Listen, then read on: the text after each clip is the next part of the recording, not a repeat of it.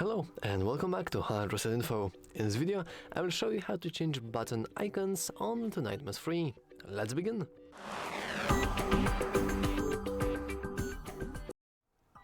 First, you want to go into settings. Then you want to go into controls here.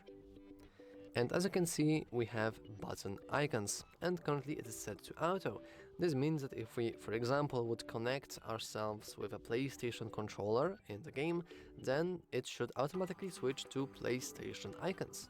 And the same thing can be said with Xbox controller or Nvidia controller or like Stadia, Nintendo Switch, whatever. But if you have troubles with it, you can always make it so it's always certain buttons, and you can see them right here at the bottom.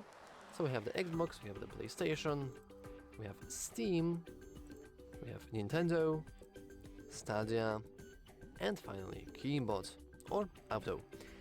And yeah, that's all for this video. If you found it useful, make sure to leave a like, subscribe, and as always, thanks for watching. See you next time.